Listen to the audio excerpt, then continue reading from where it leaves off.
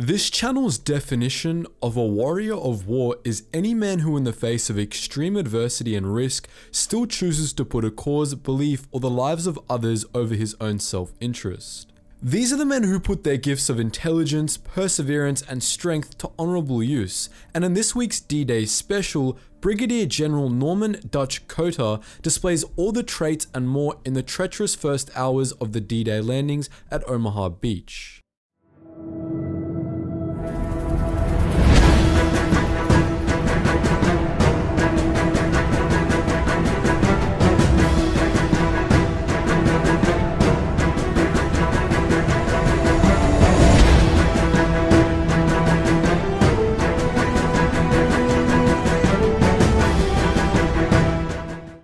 As you're almost probably aware of now through the previous week's videos on this channel or through movies like Saving Private Ryan, Omaha Beach was an absolute nightmare to take for the Allies. It was extremely well defended by many motivated German troops, and as a result, the surviving Americans were forced into a stalemate that no one dared to try and break. That was until Brigadier General Norman Dutch Cota stepped into the scene. Cota, to give this story a little bit more context, was a gritty West Point single-star general in his 50s who spent most of his time with his troops on the field rather than in a safe office shuffling papers. Although he had every option, and in my opinion every right, to essentially retire and live an easy life at headquarters for the remainder of the war, Cota was imbued with a toughness that would last until his dying breath. One time, a well-meaning officer even approached him questioning why he took so many risks at such an old age, to which Cota responded, "Now look, I was a poor boy from the Pennsylvania Dutch country. I heard about West Point and that it was free and I went. I made my contract with the government. If they paid for my education, I would serve them. Part of my contract was to die for my country if necessary. I intend to stick to it. If I get killed, then so be it. But I don't expect to be." In addition to his tough as nails perspective on war and life in general, Cota was no meathead either. He was well versed in battle strategy and trained all his men in a way that aimed to indoctrinate them in the sights and crashing sounds of the battle as well as the confusion of it all. Quoting Cota again, "The air and naval bombardment and the artillery support are reassuring, but you're going to find confusion. The landing craft aren't going to be on schedule and people are going to be landed in the wrong place. Some won't be landed at all. The enemy will try and have some success in preventing our gaining a lodgement, but we must improvise, carry on, and not lose our heads. Nor must we add to the confusion." Proving his aptitude for war and strategy, when on June 6, 1944 the Allies finally started landing on the beaches around Normandy, everything he had said had come true. Omaha was in absolute chaos. There was noise, confusion, whole units landed in the wrong places, others still far from shore, and just about everybody was pinned down by murderous German machine gun fire.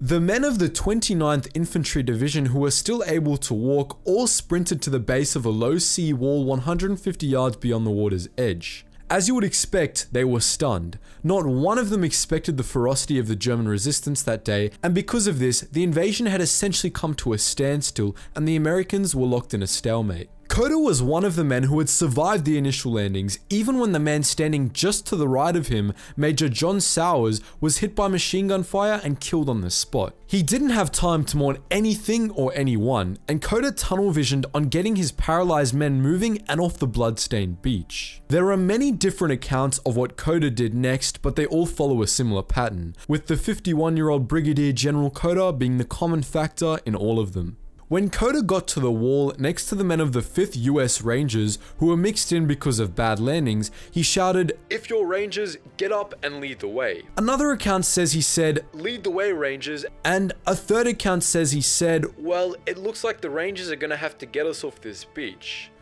It was one of the three, and who can really blame the mixed accounts on such a day as D-Day anyway? Rallying the men, specialists armed with Bangalore torpedoes eventually blew up vital gaps in the thick barbed wire just beyond the sea wall, and American soldiers began a slow crawl upward as they advanced the steep hillside on their way to completely neutralize the German defensive positions. Cota, now alongside both the 5th US Ranger Division as well as the 29th Infantry Division, helped to forge the path upwards to the German positions. After he got another specialist to blow a gap in the wire closer to the Germans, disaster struck, and the first brave man who ran through the gap was cut down by machine gun fire and was subbing for a medic and his mama. This had a profound effect on the men, and they were once again paralyzed. Cota, realizing this, decided to show them it could be done. He then leaped up and dashed across the road and through the gap that was made. He found cover and shouted for others to follow. A few other brave souls did exactly that, and when they weren't hurt, a snowball effect occurred, and it convinced dozens more to try it. Soon, Cota had a sizable group of men that were the first to break out of the deadly beachhead. They traversed through a mine-ridden field, losing several men in the process, but they eventually made it to the French village of Vierville and took it by themselves. As more and more men streamed through the initial gaps made by Cota and his first men out, they saw Cota in the town's main street, twirling his pistol on his index finger like an Old West cowboy. He then looked at all the newcomers saying, "Where the hell you been, boys?" Cota, however, wasn't through with his heroics for the day, and he proceeded to take a German position with only 6 other men, who took it from the rear. And on June 7th, he was still embroiled in heavy fighting, at one point showing an inexperienced captain how to take a house with Germans in it. Cota led his troops toward a hedge near the house, and then screaming like wild men, they unbuckled 2 grenades and threw them in the windows of the house, then waited for the explosions to go off and kicked the door in and went inside. The surviving Germans ran out the back doors and windows to friendly lines. Cota then went back to the captain and asked whether he knew how to take a house now. The stunned captain said yes, and Cota said, "I won't be around to do it for you again. I can't do it for everybody." Nonetheless, Cota did indeed continue kicking doors down and screaming whilst throwing grenades, and typically he entered a war zone close behind the head of a column, which was not something often seen by a man of his rank. Eventually, Cota took a piece of shrapnel to the arm and was annoyed to be taken out of the fight for a mere week. By the end of the month, however, due to his heroic acts on the battlefield, he was given command of his own infantry division, that division being the 28th. And on August 29th, 1944, he marched tall in the Champs-Élysées of Paris, having helped liberate the iconic city from Nazi subjugation. So guys, be sure to let me know what you think about Brigadier General Norman Dutch Cota, and he was indeed an interesting character. I mean, a brigadier general leading his men from the front was a pretty rare thing, and he seemed to enjoy a good fight.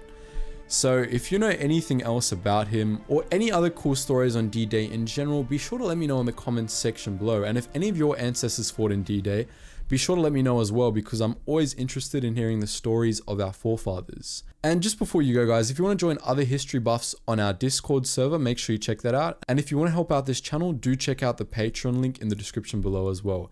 Anyways guys, thank you so much for watching, and I hope you learned something new.